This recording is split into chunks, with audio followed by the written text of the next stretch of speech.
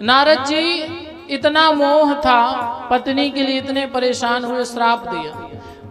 इसका मतलब ये नहीं कि नारद जी से अच्छे हम लोग हैं। हम कभी सोच रहे कि बताओ नारद जी वो तो मोह में पड़ गए थे तो उनसे अच्छे तो हम ही हैं। नहीं,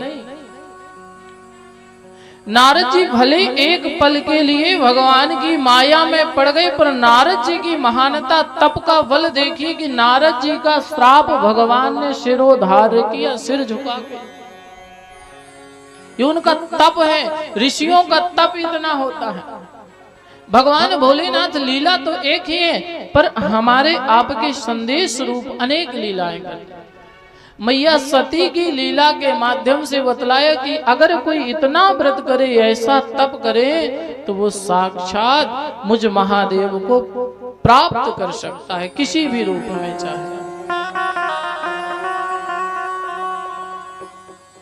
महादेव के ऊपर फूल चढ़ाने की महिमा, जिस प्रकार से कहा जाता है कोई 1 करोड़ कमल पुष्प महादेव पे चढ़ाए तो उसकी मुक्ति साक्षात महादेव की कृपा से होती है।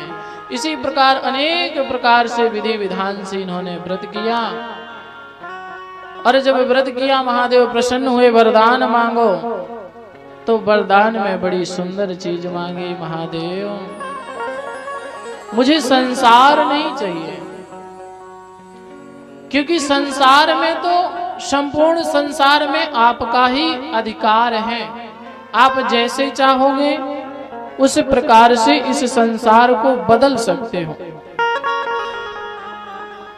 अगर आप मुझे कुछ देना ही चाहते हो तो संसार को किनारे रख के महादेव आप ही मुझे प्राप्त हो जाओ, बस मैं ये चाहती हूं।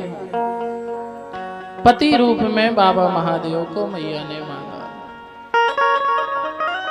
हम आप भी महादेव से कामना करते हैं, पर जब प्राप्ति की वरदान की बात आती है तो उसके पहले ही लंबी लंबी सूची बना देते। महादेव ये भी चाहिए और ये भी चाहिए और ये भी चाहिए।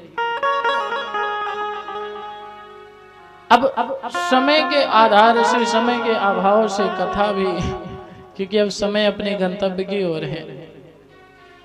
महादेव ने वरदान दिया और उस वरदान के फलस्वरूप महाराज दक्ष के यहाँ बाबा भोलेनाथ ने मैया सती के साथ पारिग्रहण संस्कार स्वीकार किया।